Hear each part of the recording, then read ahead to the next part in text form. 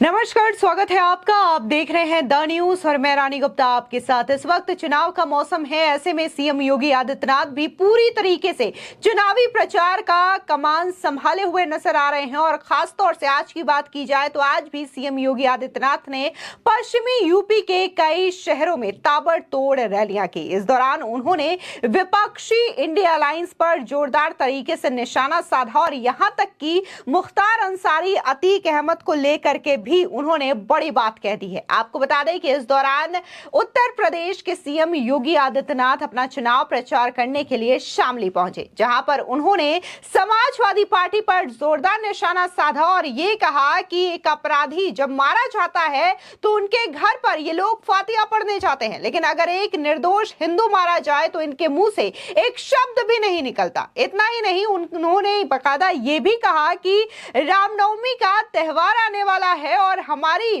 वो पीढ़ी है जो कि रामलला को 500 वर्षों के संघर्ष के बाद मंदिर में विराजमान पा रही है और इस बार रामनवमी उनके महल में ही शानदार तरीके से मनाई जाएगी। बता दें, उत्तर प्रदेश के सीएम योगी आदित्यनाथ ने जनसभा को संबोधित करते हुए कहा कि शामली में व्यापारियों की हत्या होती थी, अब व्यापारी सुकून में है, अब बिना चिंता के व्यापार हो रहा है। उन्होंने कहा कि हमारी सरकार में व्यापारी को डर नहीं लगता, शामली का विकास हो रहा है। सीएम योगी ने कहा कि माफिया को जहां पहुंचाना था वहां पहुंचाया गया।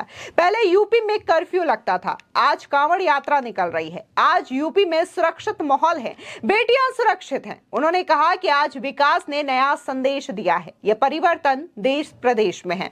इसी के साथ ही उन्होंने कांग्रेस पार्टी पर भी जोरदार निशाना साधा और यह कहा कि कांग्रेस ने तो बाबा साहब को चुनाव हरवाया था, कांग्रेस के लोगों ने तो चौधरी चरण सिंह का भी अपमान किया था। मोदी जी ने भारत का सर्वोच्च नागरिक सम्मान भारत रत्न चौधरी साहब को देकर देश के किसानों का मान सम्मान बढ़ाने का काम किया। इसी के साथ ही उन्होंने देश में व्याप्त गुंडा राज और सपा बसपा की सरकार को भी जमकर कोसा और ये कहा कि सपा बसपा व कांग्रेस के लोग माफियाओं और अपराधियों के घरों में जाकर फातिहा पढ़ते हैं, लेकिन अगर कोई निर्दोष हिंदू कहीं किसी दुर्घटना का शिकार हो जाता है तो इनके मुंह से संवेदना का एक शब्द भी नहीं निकलता।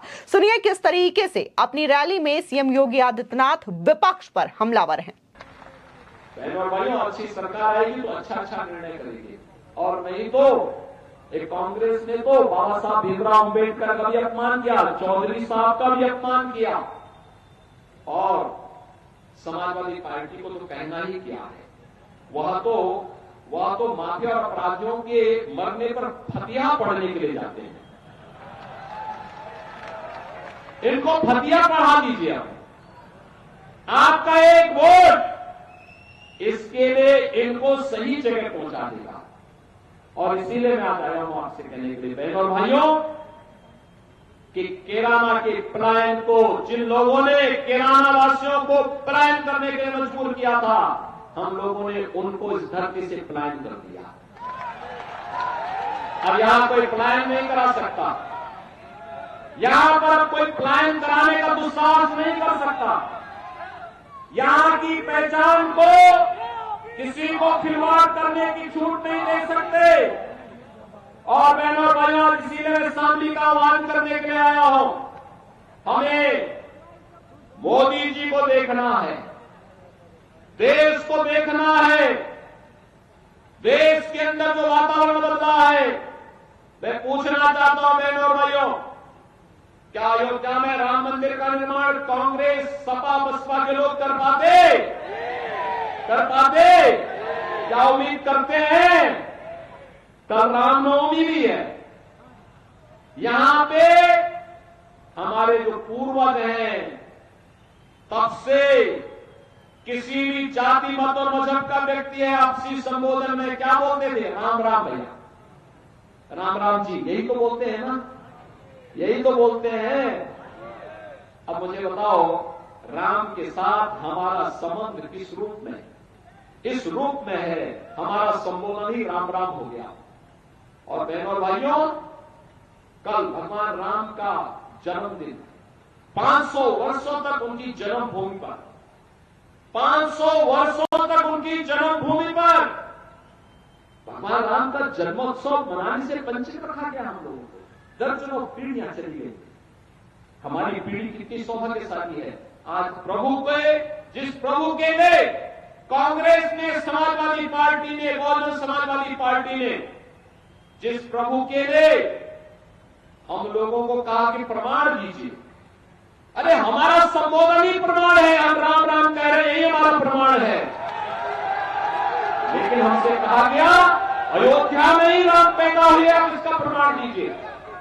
बहनों और भाइयों, आज प्रमाण माननीय उच्चतम न्यायालय ने दे दिया और अब तो प्रभु राम लला का भव्य मंदिर भी बन गया। 500 वर्षों के बाद ये शुभ अवसर आया है, तो हमारी पीढ़ी तो सौभाग्यशाली है कि अयोध्या में हमने अपनी आंखों से राम लला को विराजमान होते हुए देखा है। और हमारे पूर्वजों का संबोधन था राम राम का, और राम राम का संबोधन भी सार्थक हुआ है। हुआ है ना? हुआ है ना? राम राम का संबोधन सार्थक हुआ है ना? और इसीलिए कह रहे हैं, ये कांग्रेस के लोग तब कहते थे राम हुए ही नहीं, और अब क्या कहते हैं? कहते हैं राम तो सबके हैं। यही है इन लोगों का दोहरापन, ये दोहरा चरित्र है कांग्रेस, सपा और बसपा का। इसलिए दोहरे चरित्र में जीने वाले लोगों पर विश्वास मत करिए। यहां तो जो बोला वो होगा। एक बार जो पानी से निकल गई, रघुकुल रीति सदा चली आई, प्राण जाई पर वचन न जाई। हमने कहा था ना कि केराना के प्लान को रोकेंगे, आज प्लान रुका। आपको बता दें, इसी के साथ ही उन्होंने जिस तरीके से उत्तर प्रदेश में पूर्व में माफिया राज, गुंडा राज और अपराधियों का बोलबाला था, इस पूरे मामले को लेकर के भी हमला किया और ये कहा कि आज प्रदेश में सुरक्षा का माहौल है। आज कोई व्यापारी जो है वो परेशान नहीं होता, किसी बेटियों के साथ छेड़छाड़ नहीं होती। अगर ऐसा होता है तो बाकायदा उसे सजा भी दी जाती है। आज के दौर में अब उत्तर प्रदेश में जहां पर हमने भगवान राम का भव्य मंदिर बनवाया है, तो वही कई सारे अपराधी और माफिया ऐसे हैं जिन्हें राम नाम सत्य की यात्रा पर भी भेजा गया है। मुख्यमंत्री ने आगे ये भी कहा कि 4 करोड़ गरीबों को पीएम आवास मिला, कैराना में रामलला विराजमान होंगे, अपराधियों का राम नाम सत्य हो रहा है। 500 साल के बाद राम मंदिर में रामलला विराजमान हुए, किसानों का गन्ना भुगतान हुआ और चीनी मिलों की समस्या खत्म हुई है। उन्होंने कहा कि बीजेपी ने प्रदेश में सुरक्षा का माहौल देने का काम किया है, जबकि विपक्षी पार्टियां खासकर सपा के राज में माफियाओं को गले का हार बनाया जाता था। उन्होंने कहा कि अब माफिया, गुंडे व दंगाइयों का इलाज राम नाम सत्य के रूप में हो रहा है। उन्होंने तीसरी बार मोदी को देश का प्रधानमंत्री बनने के लिए ओम कुमार को सांसद बनाने का आह्वान भी किया। बता दें कि सीएम योगी ने कहा कि प्रदेश में राशन की फ्री योजना अगले 5 साल तक लागू रहेगी। उन्होंने कहा कि आयुष्मान योजना भी लागू रहेगी। सीएम ने कहा कि एक तरफ गरीबों के मकान बन रहे हैं तो वहीं दूसरी ओर अयोध्या में राम मंदिर बना। सीएम ने कहा कि प्रदेश में बेटियां और व्यापारी दोनों ही सुरक्षित हैं। उन्होंने ये भी कहा कि जब कल्याणकारी सरकार आती है तो ऐसे ही काम होते हैं।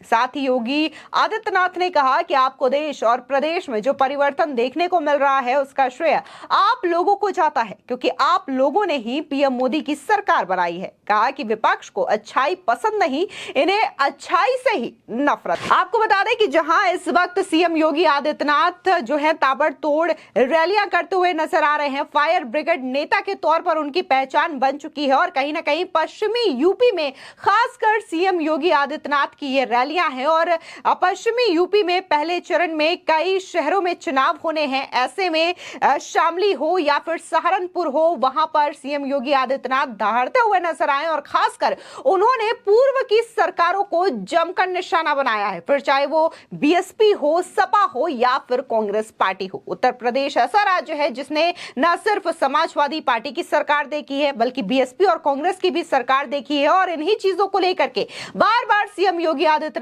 ने यह बताया है कि कैसे पूर्व की सरकारों में जंगल राज हुआ करता था, माफियाओं का बोलबाला होता था, लेकिन अब बीजेपी की डबल इंजन सरकार में ये चीजें नहीं है बल्कि प्रदेश में सुरक्षा का माहौल स्थापित है। फिलहाल इस पूरे मामले को लेकर के आपकी क्या राय है, हमारे कमेंट सेक्शन में जरूर बताएं। धन्यवाद।